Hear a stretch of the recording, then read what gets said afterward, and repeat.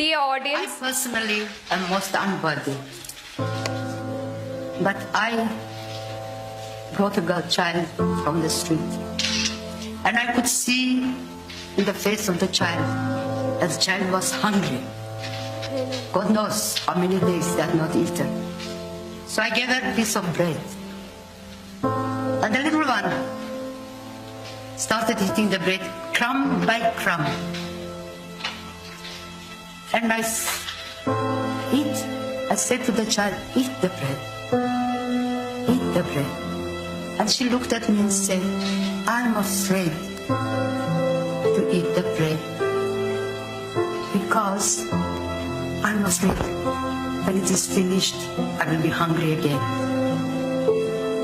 This is a reality. Maybe we are not hungry for a piece of bread, but maybe there is somebody there in the family who is unwanted, unloved, uncared, forgotten. The glimmer of hope lights up humanity, which is embodied in Mother Teresa's tireless service. Her soul and spirit continues to illuminate the world, reminding us that true service never ceases to inspire. In every act of kindness, we honor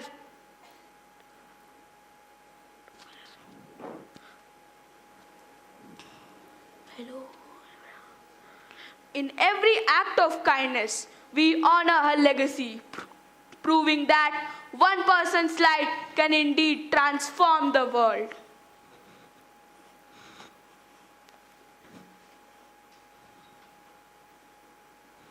Mandela always said he came out of prison a different man.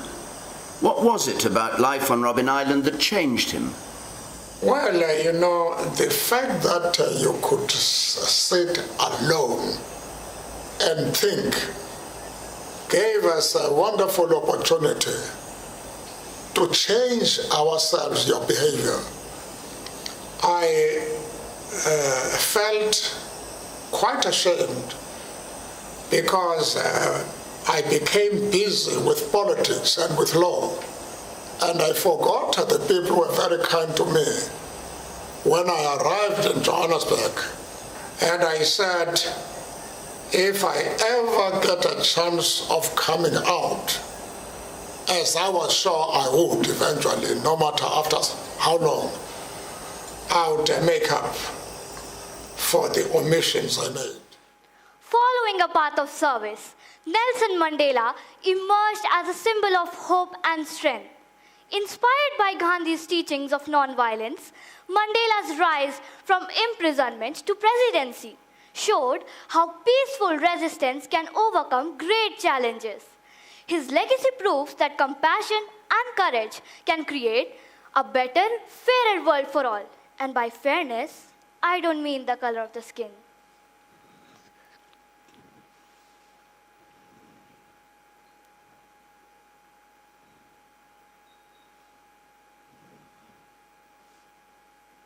If India wins its independence, to abolish child marriages? I should very much like to, even before. If England does not grant your demands, are you prepared to return to jail again? I am always prepared to return to jail.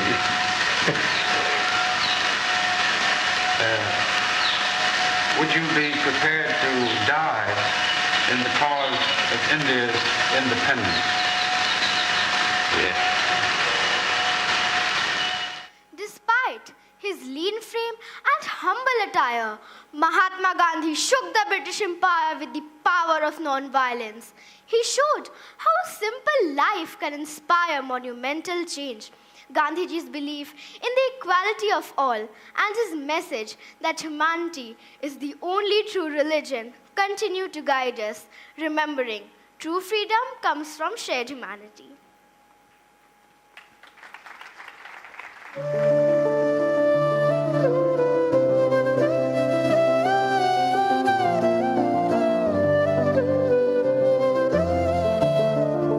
Raghupati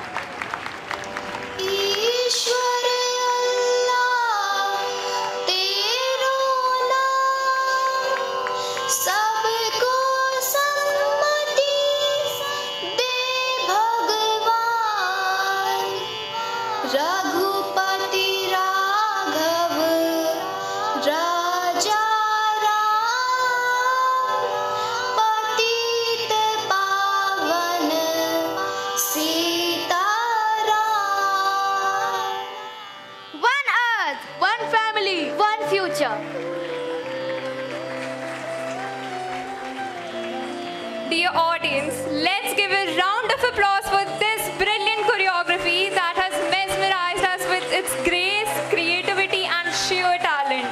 Truly a breathtaking performance with a deep meaning and message. That performance indeed had a message for the audience and the entire world. I would now request Ms. Rajbir Sandhu Ma'am, School Support Director, South Asia and Gulf, to address the gathering.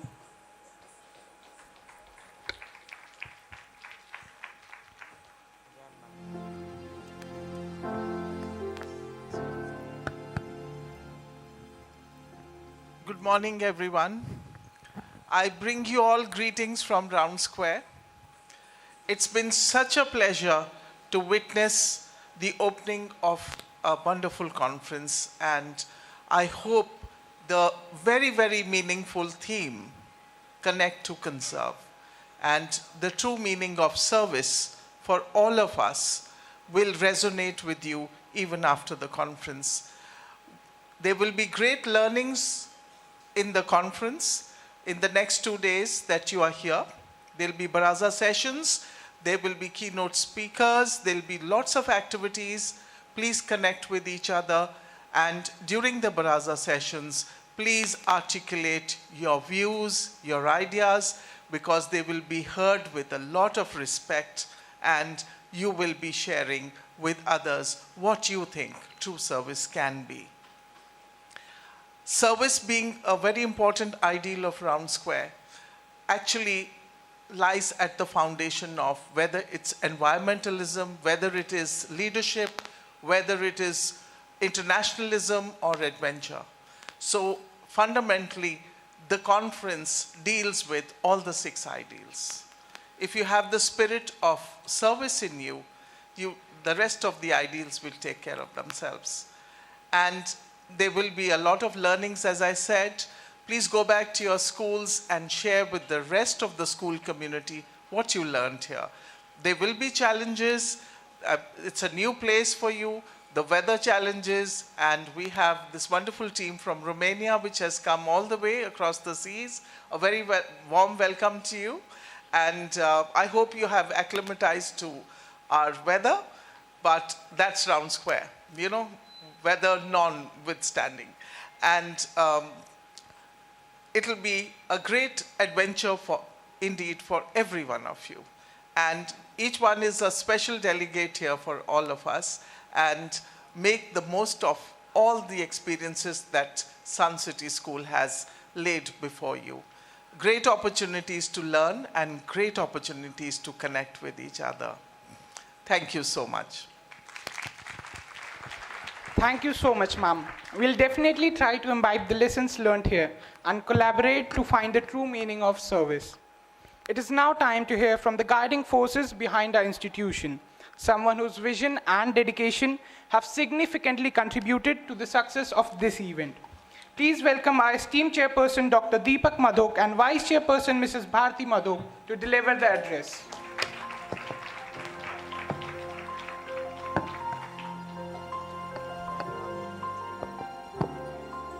Good morning and Jai Hind, everyone, and a very, very warm welcome to this city of light.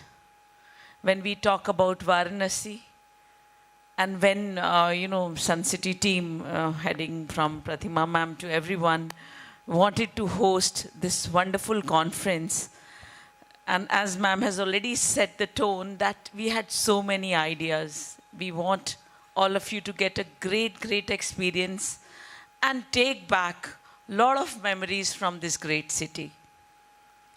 So many people have visited this city and they have, found out their answers. It's the answers that all of us are looking for. And when we talk about Round Square, and as we have been talking about service, I think what the last song said, that service is the most important thing to save humanity. And if we are capable, and if we are not serving, if we are not compassionate, all this goes to waste. All our education, all our degrees, if it does not make us a better human being, we're wasting our times. Whenever we have indulged in serving others or saving certain things or being comprints for a better word. With these words, I once again welcome each one of you. I know you have come from different schools, and as Babul ma'am said, yes, there will be few challenges, but then it's only these challenges which will make you strong, which enhance your problem-solving skills. And the more you connect with each other, you will see everything will fall in place. I also extend a very, very warm welcome to all the keynote speakers for being with us this morning and, deciding to spend time with the children and understanding that if, yes, we have to take the word into a better direction, there is no other way to take it than investing in Generation Next. So Generation Next, there is a big, big responsibility on your shoulder as well as ours, so that we at least realize and show you the right direction. So with these words, again, a very warm welcome and all the best to Sunbeam Suncity. You people are lucky. Your people are so blessed. And thank you so much, Ms. Sandhu, for allowing us to be a part of this wonderful organization. We value this and our heart is full of gratitude for what you have done for us. Thank you and Jai Hind.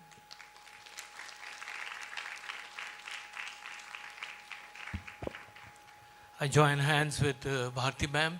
Good afternoon, good morning and Jai Hind. I'm also a little dazed with all this lights and wonderful. Uh, the story of Devadasa, that's the first king of Varanasi. And I was telling Anandji just now about it. I want to share it with you guys. It goes that when Shiva got married with his motley crew of Baratis with all kinds of weird asuras and aghoris and, some were clothed and some were just having ashes on their body.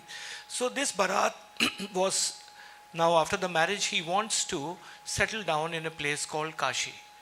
The king of Kashi was Devadasa, the first king, and he actually objected to that. He said, this gang of people who are so unruly, I don't want them to come and live in Varanasi, in Kashi. So he totally said no to this. Devadasa was a disciple and a bhakt of Lord Brahma. And so naturally Shiva, he wanted to settle in Varanasi. He contacted Brahmaji. And Brahmaji said, look, you try to convince him yourself because he's got a mind of his own. And so Shiva sent 64 yaginis, those very learned women, to convince Devadasa. They come here, and the place where they landed is called Chausatti Ghat. Even now, it exists now. And they tried to convince the king. The king still won't budge. So then finally, after some more coaxing and Brahma's ideas, Shiva was given place to live in Varanasi, and it became his capital. So that is why Varanasi is also called Avimukta Kashi. Avimukta Kashi means a place where Shiva cannot ever forsake, cannot leave that place forever. And this story especially for Anandji, because your name is Nilkantam, and that also is Shiva's name. Well, having said that, Kashi, Varanasi is the oldest living city, one of the oldest in the world, and it's been here since 4000, 5000 BC. It was a republic during the time of Mahabharata, and it was there during Ramayana. It's a place which has been called the City of Light. It's got its own cuisine, the wonderful aloo puris and the beautiful long latas and the kheer kadams and the golgappas, and it has got the best chaat in the world. So it's got the best saris, it's got the best handlooms. I could go on and on about Kashi, and it had the most number of spiritual leaders per square feet area since millions of hundreds and thousands of years. You name it, the people in Varanasi, from Kabir Das to Tulsi Das to Sur Das to Ram Das to Sankaracharya to Paraswanath, the father of surgery, Indian surgery, was a ruler of Varanasi. And the travelers who came to Benares, and some of them came and studied here because it was the biggest university town of that area. They used to travel on foot. You had Marco Polo coming here. You had Fahin coming here, the traveler from China. You had Hyun Tsang coming here after another couple of centuries. And they wrote about Varanasi and said that the courtyards of Varanasi, of Kashi, were full of gold. And the people would sit there, they would not lock their doors, they would debate with each other on spirituality and also about astrology. So Kashi, the center of learning. And now you are in Kashi, explore, go to the ghats. The ghats are very, very old. See the things here, and I'm sure you like it. A word on your conference. I was reading. Now you have DNA, and you have many such researches which can just take out a soil from the earth and tell you what DNA existed in that soil. And they could trace human history by doing the carbon dating on non-living things, that's an isotope of carbon, or by taking out the DNA sequences. You all have seen Jurassic Park and how you made an egg out of something which never existed. So they found out a startling fact that all humans, Homo sapiens, had almost become extinct 70,000 years ago. And there were only 2,000 human beings left, and they went to East Africa. And they went away because there was a huge volcanic eruption in the Indian Ocean, and this covered most of the world with soot, with ashes up to 20 feet. So with that covering, no life existed. 5 times the life has become extinct on this planet. Now, why are we talking about it? Because all these 22,000 or 20,000 or 2,000 human beings which survived, we are the offsprings, we are the children of these people.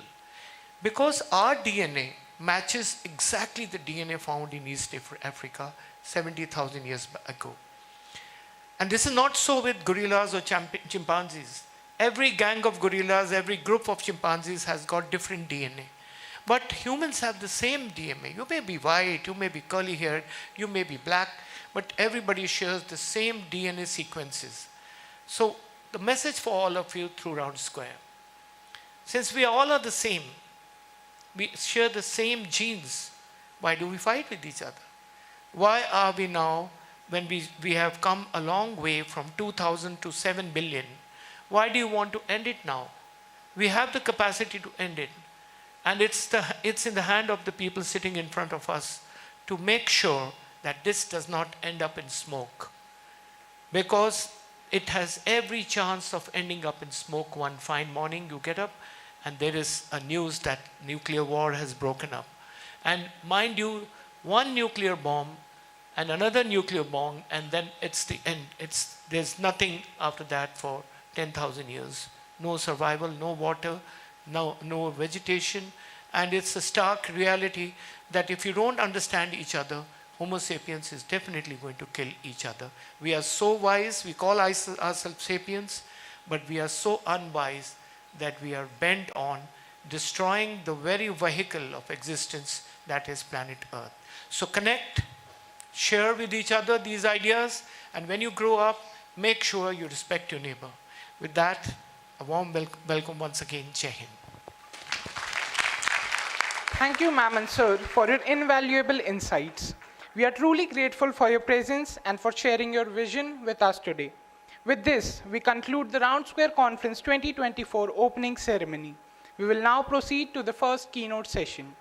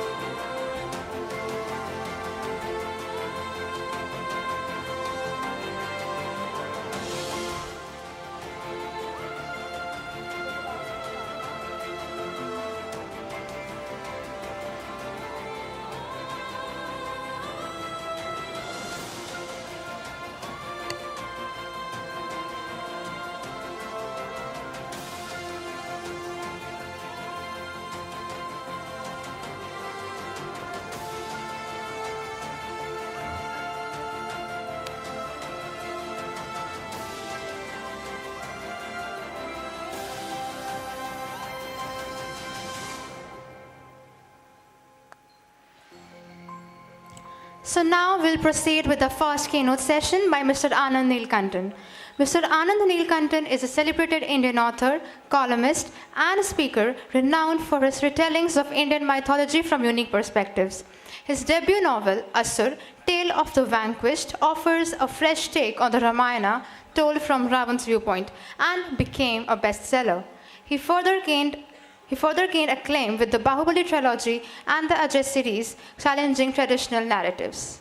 Anand sir regularly writes columns for leading newspapers and magazines and has contributed to popular Indian TV series as a screenwriter.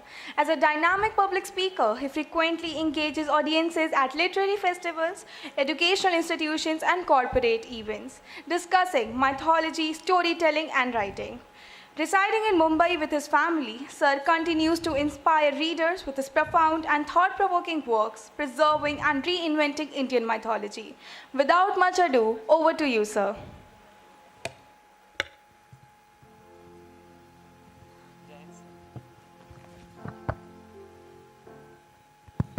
Good morning to you all.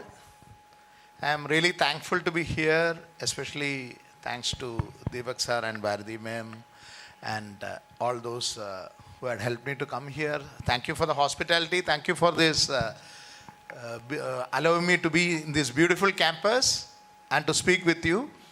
I don't want to do it as a formal speech because I'm not a speaker. I am rather a storyteller. So I'll be moving around a bit, asking you questions. Don't worry, I won't make it look like a class. You are not here to attend a class. This is more rather like an interaction. Even though they called it as a keynote speaking, I don't want to come and give a lecture. Rather, let us discuss some stories and let us see where it goes. So, let me tell you a tale, my own story. Because I was here, most of you, except the VIPs in the front row, most of you are in your teens, early teens or late teens.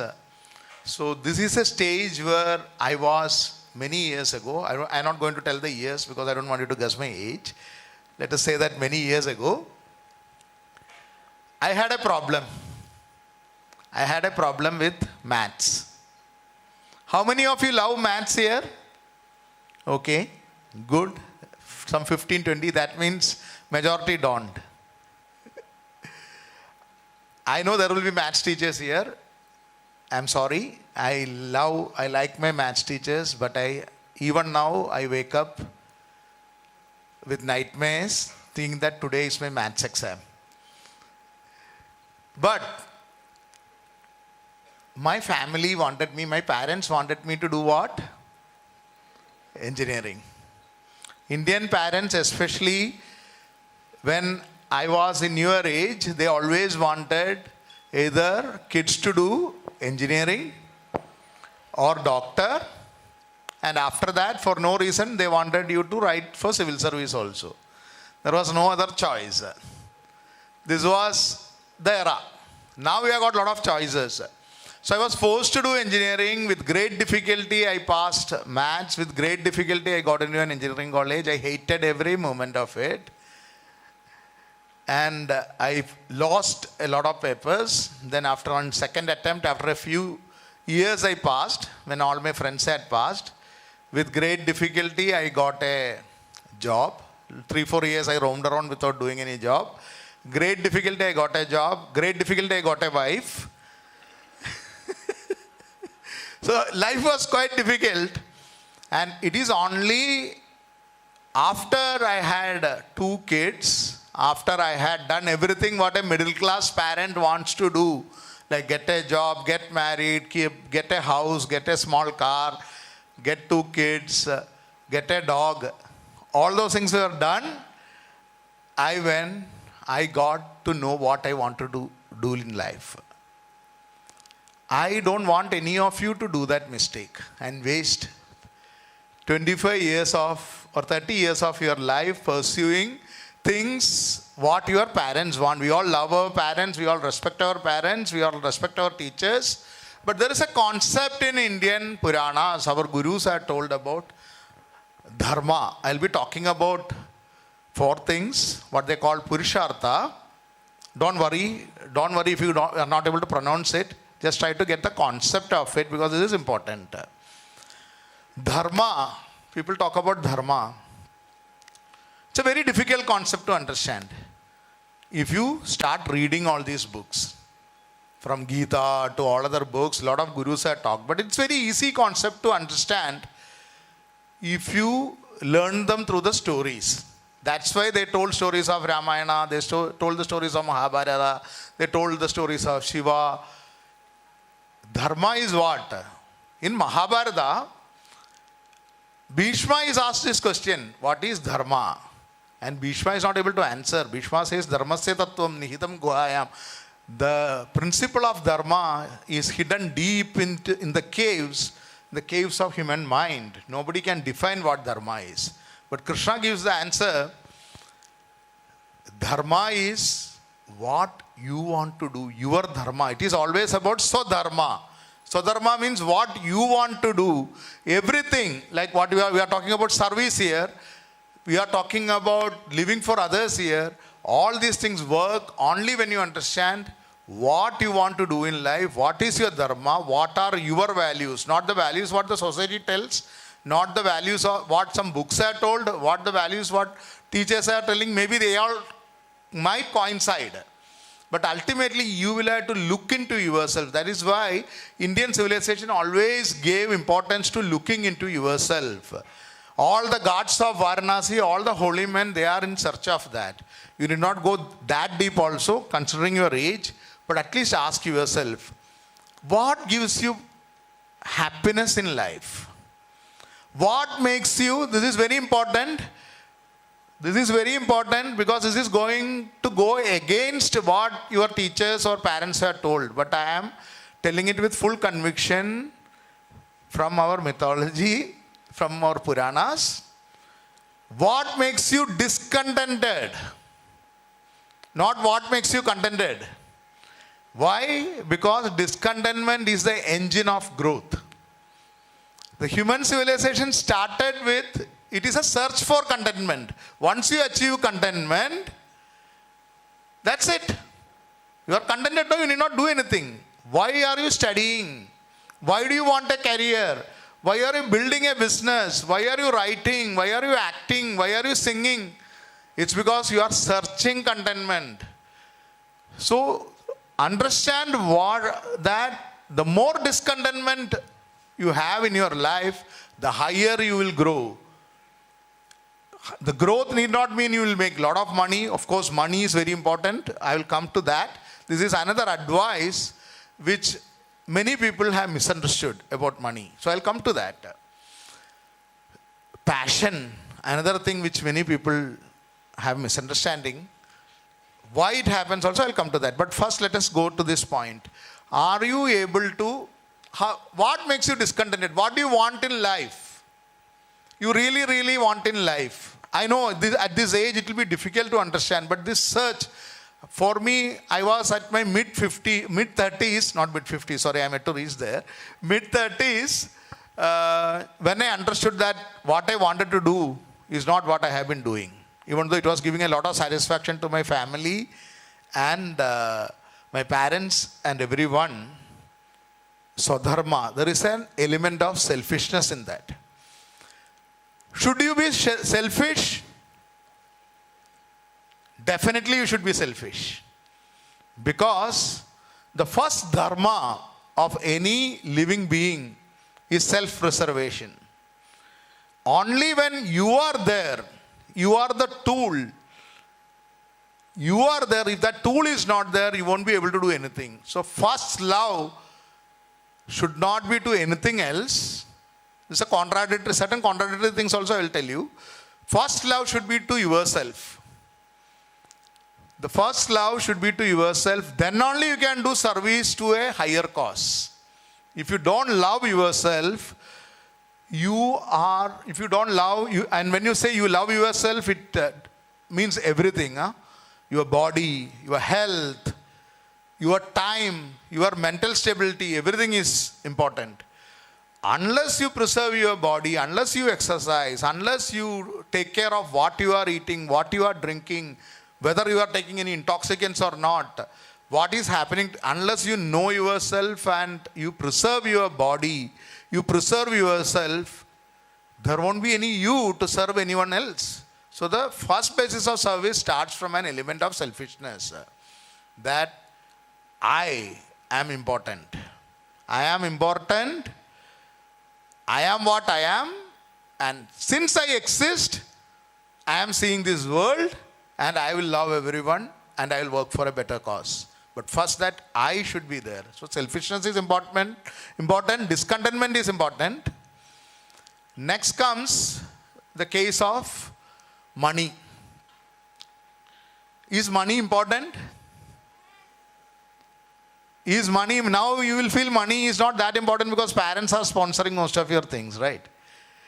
But soon you will come to reality. Is money important? And what is the meaning of money? Money is a part of human civilization. Money is important. It is not the most important thing, but never ever ignore the importance of money. Don't live for money, but don't ignore money, because money follows where it is respected. That is why Indians worshipped the goddess of money, Lakshmi. Lakshmi is worshipped everywhere. See how balanced our ancestors had brought this. They respect Saraswati, that of knowledge and wisdom. They respect Lakshmi. They pray to Lakshmi. They pray to Saraswati. They pray to Shakti. Shakti involves all your passion. It involves your health. It involves your valor, vigor. All these things are important, and if one is not there, the other two won't be there. So, and there is another name for money in Sanskrit, which is very meaningful, and I am playing with a pun. Artha. Dharma, after that artha. Artha means meaning. Artha means meaning. Artha also means money, and that money involves not just currencies, but a lot of other things. So never, if somebody says money is not important in life, now itself you should have to develop that you should make sufficient money, and you should work for money also. Based on your dharma, what you want to do, you should make money also, and you should find meaning also in what you do. That is why the artha comes. Third thing comes kama. Kam or kama, Sanskrit, not Hindi kam. Kama is passion. It can involve all kind of passions, your attraction towards the other sex, or it can involve passion towards doing something, but that is also very much important in life. Unless you understand what is your dharma, and unless you understand what is the meaning of what you want to do, you won't have the passion. Only if you have these three legs, that the final thing, what they call as moksha comes. Moksha doesn't mean you just go to Kashi, everybody comes for moksha. But that moksha is for the older people. When you are younger people, moksha is finding a satisfaction in what you do, leading towards that. It is just, moksha means liberation. That liberation only it means. It doesn't mean going away from the world. Why? Because there are 4 stages of life again. Am I confusing you? There are 4 stages of life. One is what they call brahmacharya. People translate brahmacharya as celibacy, but it is not just that. What is brahmacharya? You are learning something, Brahman, you are learning about the world, something higher than yourself. That is the first phase of your life. You are learning something. That is where the brahmacharya comes. After brahmacharya comes the grihastha phase. What is grihastha phase? Brahmacharya is the time when you are doing your studies. You go to school, I am trying to simplify it for you. We can talk on this a lot. But for you, just understand that brahmacharya is your studying phase. Once you study, after your studying phase comes the grihastha phase. In grihastha phase, what is important? The artha and kama is important. Very much important. Based on the foundation of dharma. That is, you should make money and you should do your work with passion. Never try, it might not be always possible, but never try to work just for money, but never try to work anything for free also. Because life is short, and in this grihastha phase, when you are having a family, when you will be raising a family, you will be contributing to the society. In this grihastha phase, money and the meaning by the means of how you make money becomes very important. Only after that, after you have done the duty to the society, that the next phase comes, and That is Vanaprastha. Vanaprastha doesn't mean you go to the jungles. It means once you have reached certain stage and done your duty to the family, then you can slowly retire and start again thinking about yourself. You start thinking about yourself. Once again, the stage of self-preservation comes. It's a retirement stage. The might be irrelevant to you, but it is at least for the people in the front. Slowly, the retirement stage comes. And that is when, once again, your kids might have grown up, grandkids would have come. By the time, you still continue to do your duty. At the same time, you start developing a kind of detachment to it. At the same time, you continue to do it. This is where all the texts talk about Nishkama Karma and all, not before that. Until then, it is always the duty with passion. Only after the retirement stage, it becomes Nishkama Karma and all. And finally, you go to the last stage of Sannyasa, where you don't mind what is happening, you are totally gone out. You don't worry about that, you have got a long way to go. So I am not going to explain on that. So what is the fundamental of life? There is a question which, have you heard about Aksha Prasna? In Mahabharata, there is a tale, there is a legend, when all the Pandavas, I hope you are aware of who are the Pandavas in Mahabharata, right? You are all not Percy Jackson fans and only read Greek mythology and Norse mythology. I hope you understand this. Pandavas, these 5 brothers were there. Forget whoever it is, these 5 brothers were there. They were in exile. No, only until this. Just guess to the crux of the story. There is a lake. From that lake, each of the brothers go and drink the water and they fall dead. Except the eldest one. Definitely, I was a very naughty kid, so when I heard the story from my father, I asked, are the first person drinking and falling dead? I can understand. The second and third and fourth person are the idiots. So all I got was a slap from my father. So that question still remains. All the 4 falls dead.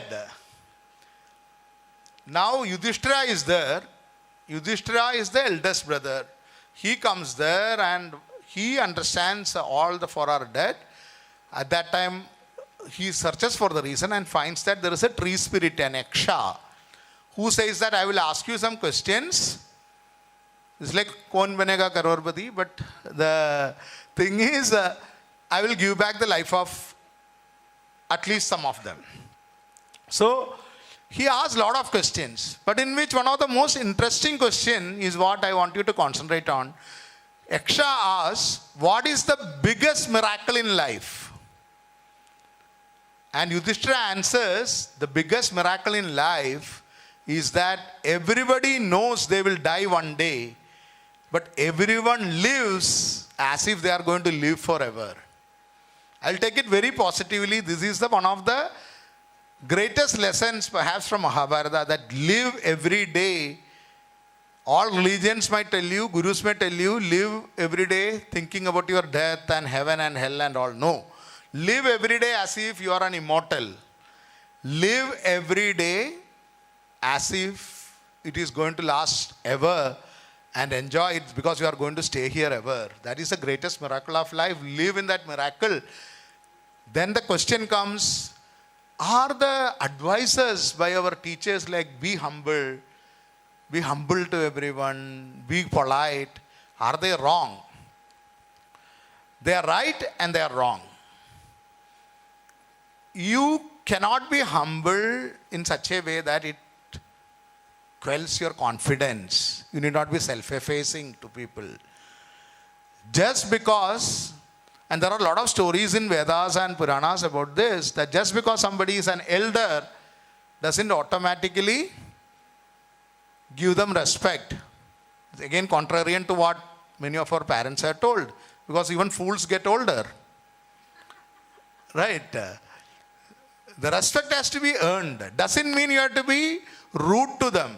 But irrespective of your age, always Indian civilization has always respect. All the religions which rose from India, all the philosophers have always talked about not blind obedience to anyone. All of them stood against the authority. When it was required, No, imagine the case of Gandhiji. Just imagine, see, you will have to, don't go by the words. Just close your eyes and imagine this. There is this empire which spanned across the world. 80% of the world is ruled by the British. All the kings, all the Rajas, Zamindars, Nawabs, Nizams, all these people are bowing before the King Emperor of Britain. They are competing with each other how well to dress and parade like peacocks or roosters in front of this king. They were more, when the 90% of the country is starving, these kings who are supposed to be the rulers, they are going and bowing down to the King Emperor of England, a foreigner, without shame. They are doing all these things. And here is one man, an ordinary advocate, who goes against this. How much confidence and rebellion he should have had, Gandhi should have had, to wear a loincloth. He's making a statement, wear a loincloth and walk to the emperor of the 90% of the world at that time and stand and look face to face at him. If those people who have obeyed, they remained as slaves. People who are rebelled are the people who had liberated their people and led the people. So rebellion for the right cause is very important. Don't be always obedient. Buddha said this, don't, in Saranath only he told nearby, don't accept anything just because some book has told it. The book could be any holy book. I am quoting Buddha's word. Don't accept it because it is told in a book. Don't accept anything just because your parents told you. Don't accept anything because your gurus told you. Don't accept anything because I in the sense, I am quoting Buddha. Buddha told you. Accept it only if you think it as right. That you becomes very important. This is a age-old advice. Usually, so it doesn't mean tomorrow in the class you all become rowdies and start breaking things. And you keep always an independent mind when you are doing it. And last, one small story I will talk and then I'll open to question. Be open to opportunities in life. There is a small folk story about this. There was this I heard from my father long ago. There was a place, there was a haunted house. Any old house in villages are usually haunted by very colorful ghosts. So there was this haunted house and there was some ghosts there. Nobody had seen it. They could only hear it. So at the stroke of midnight, if anybody enters the house, there used to be a huge shriek will be heard. Then one laughter will come. One laughter will come. And after that, it will say, Inna pidicho in Malayalam. So it's a Malayalam story. So it will say, here, take it. Here, take it, it says. So people run away hearing this. They don't know what it is. Here, take it, it is saying. They don't know what is going to come. No, people are scared of it. So one man who had nothing to lose, who came there, and at 12 o'clock, the laughter started. So 2-3 minutes laughter. And after the laughing is over, the shrieking started and said, Inna pidicho, please take this, please take this. And he said, okay, give it. Whatever it is, you give it. Let me hear what it is. And a huge box containing a lot of gems and golds and all came. Until then, nobody had dared to answer, let it come. Give me whatever it is. I am ready to take. Why this story is told? This is to say yes to everything in life. Whatever challenges come, whatever opportunities come, say yes, let us see what happens. Maximum what would have happened, that ghost would have come and eaten him perhaps. But it is worth. It is worth that risk, because the people who have not taken risk are not reached anywhere. Only that one person had that courage to tell that.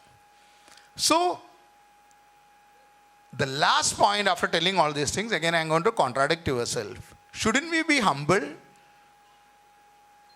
Yes, we should be. But to what and where and when is the question. One humbling exercise is to see something bigger than yourself. Much bigger than yourself. Not your friend who is 1 inch taller or 2 inch broader than you, but much bigger than yourself. You can start with small big things, like when you go out, see the tree, hug a tree, talk to a tree, let all your friends think you are mad. Doesn't matter, because only mad people have changed the world. See the tree, see how huge it is, and then slowly, without anyone telling, you will have an humbling experience. See an elephant, you will have an humbling experience. See the sea, just sit and watch it 5 minutes away from your mobile phone, and you will have that humbling experience. See the sky, see the stars. When you are looking at the stars, have you ever thought that you are looking into something that doesn't exist perhaps, or something which is yet to be born? See how humbling it is. Night time, I don't know how the pollution levels here. I hope this is a smaller city, so you should be able to see the stars. Bombay, you won't see the stars except the ones who appear on page 3. Only the film stars you will see, not the real stars. But wherever you are going, I go to the countryside in Kerala where I have a farmhouse to see the stars actually, and to write. When you see the stars, when you look in the sky, many stars you are seeing, the light from that, you would have all learned science, would have started many million years ago, many light years ago.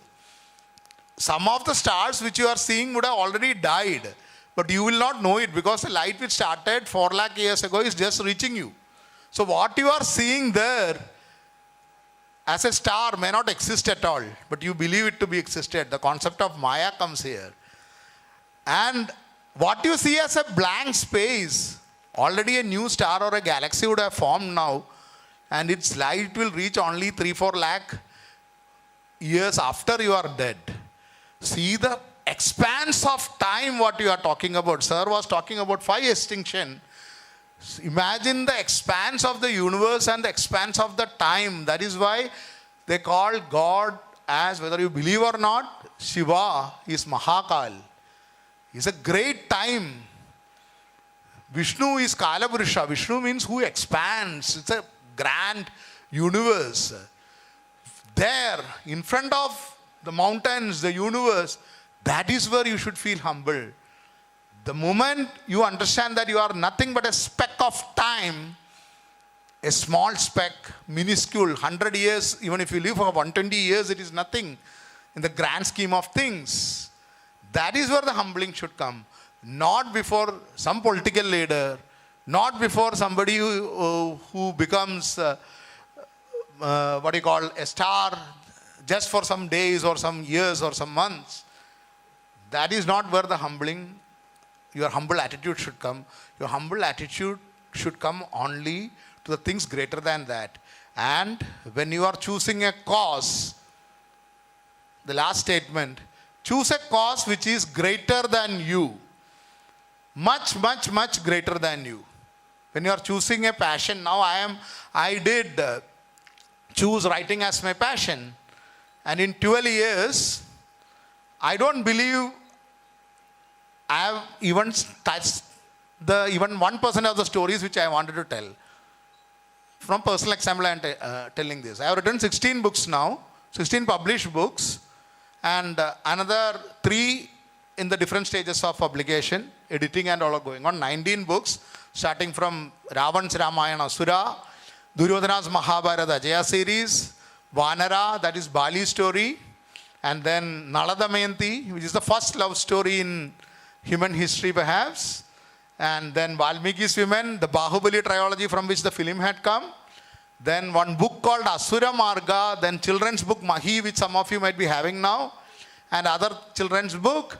Then apart from that, I did Siya Ke Ram, in Star TV, Srimad Ramayana, which is coming in Sony TV. I don't know whether anyone is watching. I write the story screenplay of it, Srimad Ramayana. Then in Taj in Z5.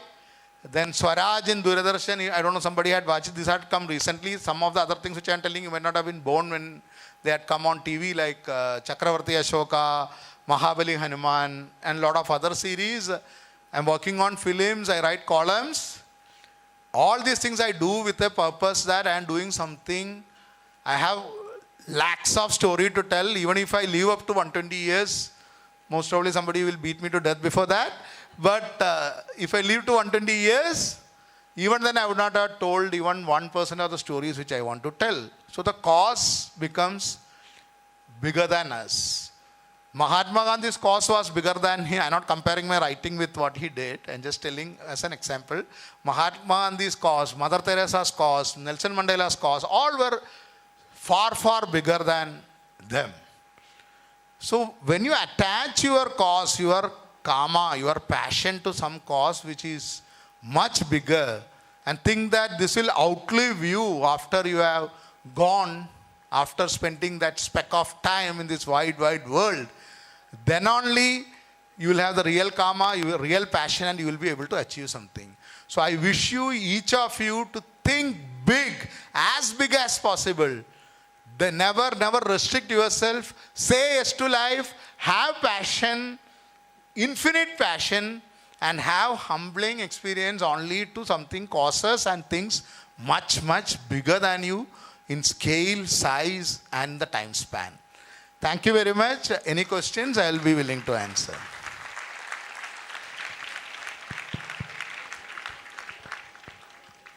Huh? Ah, yeah. No, I can.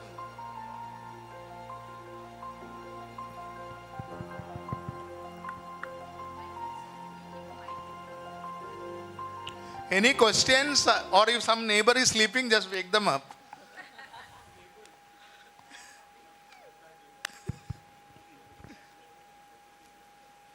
Jai Hind, sir. Sir, I am Nilakshi Srivastava, a delegate from Sunbeam Suncity. So my question is that how do the concepts of dharma and karma intersect in the modern Indian society? There is nothing modern or ancient about dharma. These are all eternal concepts. Don't go by the words. As I said, the biggest dharma is swadharma. What you think as right. Every Indian concept is that I am God. No, I am Aham Brahmasmi. And Tattvamasi, you too are God. So you will have to ask your conscience whether what you are doing is right or wrong. Nobody else can define it. So that is why some talismans you can keep, like what Gandhiji said. Imagine the face of the poorest and the most helpless person you have ever seen, and think whether the action I am going to do today will be of any help to him. These are like talismans which many gurus have given. But as far as it doesn't hurt, because dharma goes along with the concept of ahimsa. Ahimsa doesn't mean not killing. It also means not hurting. But is it completely can we do it? Sometimes certain acts will have some element of himsa in it. When you are breathing itself, there is an element of himsa. Because so many, the small creatures will be going inside, like bacteria and other things. Your body is fighting that and killing them. So survival, breathing itself will have an element of himsa. But ahimsa means voluntarily you will not create harm to anyone unless it is to sustain yourself, to survive yourself. Once you understand that, every action, the karma you do, that will be based on this moral concept. And this should not be based on any books or these are all just guideposts. Whether it is Gita or whether it is Bible or Quran, these are all guideposts. Ultimate guidepost is your mind, your conscience. That is where what people call God, you can call it by any name, resides. And you have to be true to that. That's only dharma you'll have to follow. Thank you, sir. Thank you.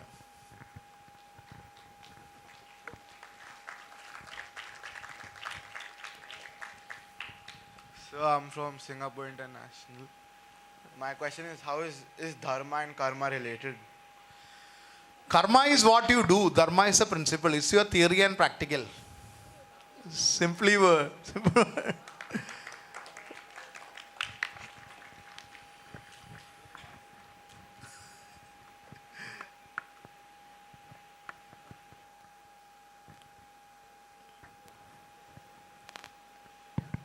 Sir, I'm Twisha Jain from Sunbeam School here, Tara. I would like to ask that what exactly is the fundamental of life? Fundamental of? Life. My entire speech, I thought that was it. Okay, so I will try to simplify. Maybe I would have told it a bit complicated. I will try to simplify the way to understand it. I will only say that go with the flow. Very simply. Just think, and this should have the, if it is a boat, you should have the oars to control it, right?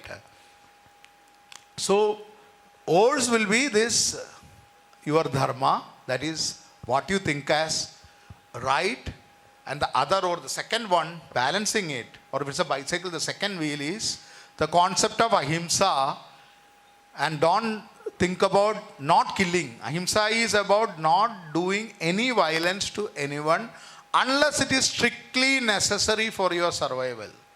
You will die unless you do it. That's what the body does, no? When it fights the germs and other things. If it doesn't do it, it will die.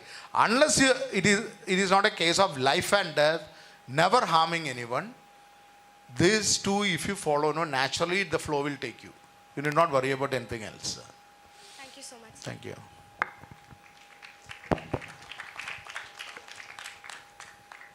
Hello. Hello, sir. Yeah? Sir, I am Purit Bhatia from the Emerald Heights International School in Indore. And sir, in your speech you said that we shouldn't ignore money. So sir, my simple question was, does money buy happiness? Does lack of money cause unhappiness? The first question to ask is that. I have gone through abject poverty. I came up from a very low station in life, in some part of my life. So it is, now I am decently well off. From my experience only I can tell, money is very crucial in life. Never ignore money. It's a big mistake which many middle class parents tell. Doesn't mean you have to run after money, kill for money and ignore every other thing. That is why we talk about balance. That's why we talked about dharma, artha, kama and moksha. No, that artha is important. It's like a table. You take out one leg. It won't stand on one leg of money. But you take out that, the table will tilt. So it's about balancing of it. So never ever ignore money and don't say that I don't care for money. Doesn't mean you should run for money and kill for money. Money, because there's a health issue. How many people, I'll suggest at least once in life to go to a general hospital where the poor of India are being treated. At least once. Many of you might have gone. I'm not saying nobody would have gone. But if you are not gone, go to a general hospital. There are people who are not able to, especially during COVID time, we saw that. There are people, because they lack 100 rupees, they are not able to take injection. And they die for it, because of it. In these circumstances, money becomes very important. And the idea of service becomes important is because why you make money, everybody cannot make money together in the same way. So when you make money, you are just a custodian of it. You should be, after taking what is useful for you, you should be able to give back to people in certain stages of life who are not able to have the money, and because of that they may lose their life itself. So in these circumstances, money becomes very important. You cannot tell a beggar that money is not important for him. After a limit, it doesn't matter whether, for Ambani it might not matter. Another few thousand crores might not matter. But a few thousand crores will make a big difference for us, right? At least for me it does. Okay, thank you so much. Thank you. Namaste, sir. My name is Nandika. I'm from the Shriram School, Malsari. So, in your speech, you kind of talked about how all of us should choose one cause that's bigger than ourselves and something we want to contribute towards too. So, I wanted to ask you, what was that cause for you? Writing. Writing. Writing is that cause for me as of now, but doesn't mean I will only do writing. See, one small token I will tell you to see whether the cause is bigger than you or not. You tell what you want to achieve in life, and if the people near you doesn't laugh, they don't laugh at it, then there is some problem with your cause. You are not thinking big enough. It has to be atrociously ambitious. People should laugh when you tell this, I am going to do this, and people should laugh. And then only your cause is bigger than that. Every other thing what you are doing in your life is a step towards achieving that. So that is why I wrote Mahi. The Mahi, the book which you have, it's about an elephant who dreams to fly. The kids book, it is a very allegorical book if you read. Now you read it, it's just a fun book for kids. You read it as an adult, you will find a lot of hidden meanings in that. It's about an elephant, baby elephant, the Mahi which kids have taken. It's an elephant who thinks, why can't elephants fly? So it's an atrociously ambitious, laughable goal where every animal makes fun of him. Ultimately he flies. Whether he flies using wings or not is a separate thing. Life is not an equation. It's not like an ATM machine that you put something and immediately withdraw it. It will come, it will surprise you. That's the fun of life. That is a miracle of life. It will surprise you with making you achieve dreams in ways which you have not even thought about or dreamt about. But the dreams will come true always. You will understand it after 20 years. You will remember these words. Namaste, sir. I'm you. Rohinta Chaudhary from Sai International Residential School, Cuttack. I am hearing only Ashariri. Where is he? Yeah. Okay. So my question is, in your speech you wrote Ramayan from the point of view of Ravan. What made you write the Ramayan on the point of view from Ravan? Like, we have heard many great things about Ram, but in Ramayan it's only bad things about Ravan. So why did you write it? This is another session by itself actually, but I will try to answer it. See, Ramayana is never a story of good versus bad. It is only due to historical reason and thanks to one great saint who was here in Varanasi that it became a tale of good versus evil. That is Tulsidas ji. So before Tulsidas ji and the Bhakti era saints around him, when Tulsidas ji, actually if you see, he is perhaps the last of the great Bhakti era saints who lived, who interpreted Ramayana. So from Kambar onwards it starts.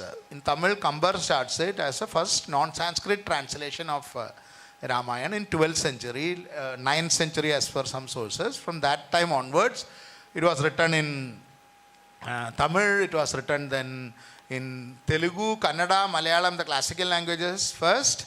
And finally, during Tulsidas ji's time, by that time, he was one of the last great saints who wrote Ramayana in the Bhakti tradition. It is in Bhakti tradition is devotional tradition that Ram became the epitome of Dharma and Ravan became evil. There was a political reason for this because this is the time when India was invaded and conquered. Many parts of India was invaded and conquered. Before that, when India was a very confident civilization, India had always the culture of debate.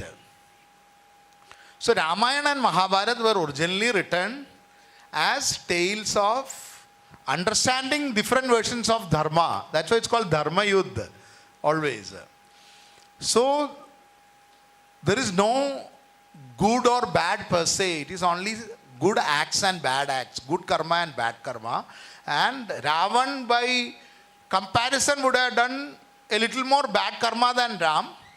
And that's why he is getting punished. But Ram also does certain karmas for which he gets the results of it in his next Janma as Krishna. For example, Ram kills Bali hiding behind a tree. It's a big topic. I'm just taking one small thing. Ram kills Bali in Ramayana by hiding behind a tree. That even Tulsidasji says. In all Ramayana it is there.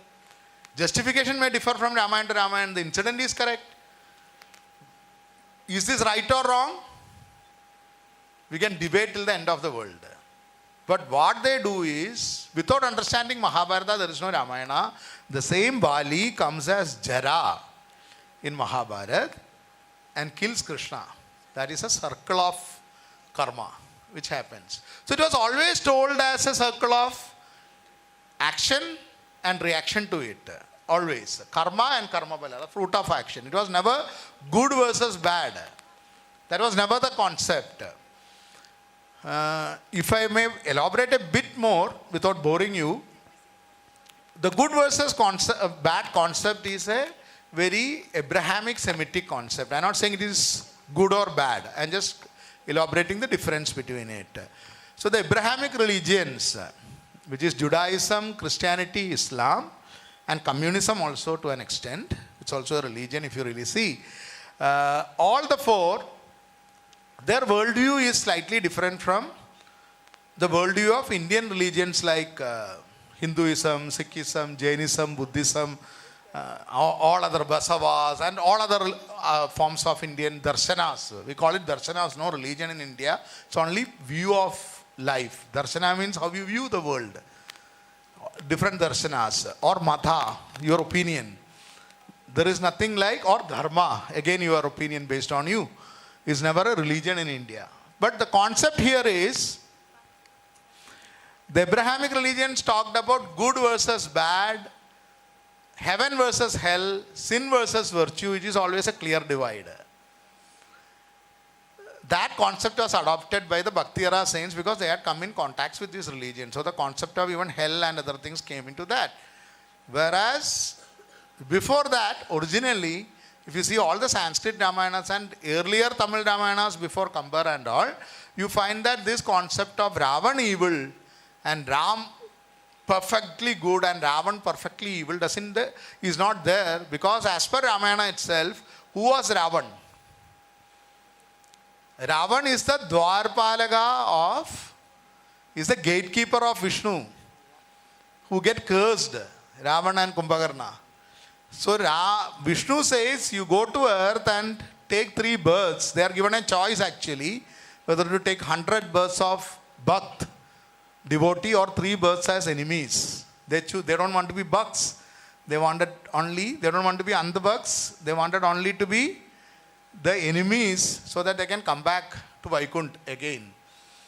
So these 3 births are Hiranyaksha, Hiranyakeshipu, Ravana and Kumbhakarna, and Kamsa as per some texts, otherwise Shishupala and Dandavakra, otherwise Kamsa and Shishupala. 2 texts are available. So they are the gatekeepers of Vishnu. They are not evil or anything. They take birth, and Vishnu says that I am going to play a game, a leela, to teach people about the nuances of dharma. So the entire thing was originally written as a play, where play in the sense not as a stage play, I'm taking it is a game. It's like a video game kind of thing or a play kind of thing, where Vishnu wants to teach people about the nuances of what is right and what is wrong. And hence Ramayana and Mahabharata is a debate on dharma and adharma until the Bhakti era came. So I am not just written from Ravan's point of view. When I am taking Ravan's point of view in Asura, it's seen through Ravan's eyes, and every act of Ravan gets justified. That's the beauty of this dharma debate, right? I learned the mythology from people, the gurus. In my temple, I was born in a temple not as ancient as Varanasi, but around 2000 years old, 2200 years old, which is very near to the birthplace of Adi Shankara. So there, Sanskrit universities and other things, this kind of tradition is there. So there, the scholars in temples will sit. One group of scholars will sit this side and one group of scholars will sit on this side. And they will debate. This was a form of entertainment there. One taking the side of Kaurava and the other taking the side of Pandava. Or one taking the side of Ravana and the other taking the side of Ram. And they continue to debate, just to make people understand the nuances of what is right and what is wrong, and there is no absolute right or absolute wrong. So I wrote not just Ravan's Ramayana. When I was writing Ravan's Ramayana as a book, I was writing Siya Ke Ram, a devotional serial. So morning I will write Ram's point of view. Evening I will write Ravan's point of view. Similarly, when I was writing Sankat Mojan Hanuman, Mahabali Hanuman for Sony TV, I was writing Vanara, where Bali is the hero and Sugriv and Hanuman are on the opposite side. And Bali is justified from his angle. So you find this kind of plays a lot. Only difference is I wrote in English and it got translated to around 20-25 languages across the world. But in Sanskrit you find a lot of plays right from Bhasa onwards, and Tamil also, and old Malayalam, Kannada and all the older languages. You find a lot of books like how I have written from Ravan's side. So you find in South India, inside the Shiva temple, Ravan also is a Murti. Ravan also is prayed to. Duryodhan has a big temple in Kerala. And it is not a small temple. Huh? You just Google and see. There is a Duryodhana temple in Kerala called Malanada temple. Like Jagannath Puri Cart Festival, there is a huge cart festival there every year. Around 10 to 15 lakh people come to pray to Duryodhana, Shaguni, Dushasan. These are all the Upamurtis. Duryodhana is the main Murti. So Indian culture is so fascinating that there is no absolute clear difference between this is evil and this is right. Why Mahabharata war is a Dharma Yuddha? Because each side believes what they are doing is a Dharma. And that is why it is a Dharma Kshetra, Kurukshetra is because each of them are believing it is Dharma, not because one Dharma is going to win against Adharma, which is what the TV serials which people like us wrote made people like you believe. Thank you. Thank you, sir. Good afternoon, sir. Hello. Hello, sir. My name is Shivansh, and I'm from Shivnadu School, Noida. First of all, I really loved all the stories, and I'm sure that my friends also love them too. Thank you. My question to you is that we talked about ahimsa. We talked about how ahimsa is willingly not practicing violence until it's a matter of life and death. But in the colonial era, Mahatma Gandhi used to follow ahimsa, but it was a matter of life and death then. So does that mean that there are different variations, there are different takes on what ahimsa is according to different people? Ahimsa, again I talked about Swadharma, right? There is nothing absolute ahimsa is not possible. First thing what Indian civilization has always stressed, absoluteness is never allowed. Allowed in the sense, in life it doesn't work like that. That is why even Krishna and Rama are seen as doing certain actions which will look imperfect. Because that imperfection is there always. So even in Mahatma Gandhi's, if you really think, Mahatma Gandhi's ahimsa has a threat of a big himsa in it, right? That contradiction is always there. Why? Because Mahatma Gandhi says, I will fast to death. If I say it or you, had we lived at that era, I say it or you said it, the Britishers would have said, okay, die. Right? So many people died without food at that era. In Bengal famine, 35 lakh people died. Nothing happened to British Empire. And even we learn about Churchill, who caused a 35 lakh death as a great man. But Mahatma Gandhi, when he does ahimsa, he is holding the threat of, if he dies, the entire India will break out into violence. So even in ahimsa there is a contradiction. But only difference where Mahatma becomes Mahatma is you have to see the era where he is living. Why Buddha became so great or Mahavira becomes so great is you have to see the era also. When Mahatma Gandhi is talking about ahimsa, see the world history. There is this mad Hitler who is marching so many millions of people just because they believe in some other religion to gas chambers. America is developing atom bomb to put, not 1-2 atom bombs to put, not in any white. Hitler started the war, but they had to come and put in an Asian country. These are all very nuanced history, right? There is some kind of racialism also in that. This is such a mad world. America makes 2 atom bombs and goes and puts in Japan. This is the era where Mahatma Gandhi is talking, totally different from everyone saying that I believe in ahimsa. That becomes a powerful message. He's standing out and he is offering an alternate to this madness of Second World War. So many million people died, people killing each other. This man stands totally opposite to it. Same with Buddha or Mahavira. That was an era where sacrifices, now people will get offended, but if you really read the text, at that time the sacrifices meant they used to actually sacrifice cattle and horses and other things. They were actually sacrificing them. Buddha reformed it. Then people started replacing it with other things. But that was an era. Until then, actual violence was happening in the name of sacrifices and ritual sacrifices. That is an era where, in 600 BC, that's an era where all the war songs were glorified. And suddenly here is a man who talks totally against it and gives an alternate path. So the period becomes important when they talk about, so that it's not about absolute. It's about relative to what he is telling. Gandhi gives an alternate path. A great path for especially that era, which might even work because it worked for Martin Luther King. It worked for Nelson Mandela. So it has worked every time. Even in a small scale, it worked in 2014 when Anna Hazare did the hunger strike. So that power of that method, it's a potent weapon. That power of that method is what that message has worked. But does it work always? No. Nothing in the world is permanent. So our scriptures talk about impermanence always. Even the ahimsa taken to an extreme becomes madness. So Buddha advises the middle path. Biggest example is harmony is one big concept which the Shiva's family represents. These are all very symbolic if you see. What is the Vahan of Shiva? Nandi, it's a bull. And Devi? Parvati's Vahan is what? Tiger, lion? Both are there. Towards western side, towards Gujarat and this thing, it's lion. Towards Bengal and all, it is tiger because lion is more into that side and tiger is to this side. Either way, these are the enemies of the bull, right? And Ganesha on a mouse. And Shiva has snakes which eats mouse. And Kartikeya has peacock which eats snakes. And all of them are together. Imagine that family. What will be the chaos there? They are able, a tiger, a bull, a snake, and a peacock, and a mouse living together.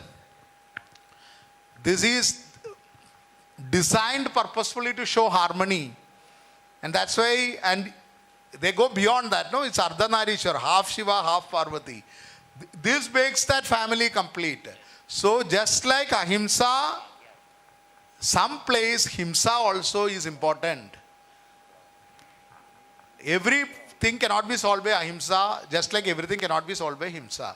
That is why they ask you to look inside and think and use your conscience and brain to decide what is right or wrong. That's why no book can be absolute, no scriptures can be absolute, no guru can be absolute because world keeps changing day by day, minute by minute. So what your parents said might be true for him, but it might not, or her, it might not be true now at this moment. You will have to use your intelligence and your conscience to decide on what is your dhamma. Thank you. Sir, good morning and Jain sir here. Where? Sir. Sorry to interrupt. Yeah. Just because of the time constraints, we Yeah. will be taking up this as the last question for the session, right? After that, we'll move for the thank you note. Yeah. Okay, fine. We'll now move for the conference photograph. Sorry to interrupt. Thank you. Thank you very much. Thank you, sir. We are incredibly grateful for the time and effort you have taken to share your expertise with us today. Your words have left a lasting impact, and we are sure to carry your valuable lessons forward in our journey. Now, I request all the delegates from the 26 schools to move to the splash swimming pool area for the conference photograph. Doors are open now to my right. Please, I'll request all the delegates to quickly move to the swimming pool area for the conference grouping. You can leave your bags here, but I request you to please follow instructions and take your places very quickly. The weather is not very favorable outside, so we would like to get back indoors as quickly as possible. I'll request the dignitaries to please bear with us for about 10 minutes or so. Once everyone else is settled, we will also escort you to that photography area. Thank you so much.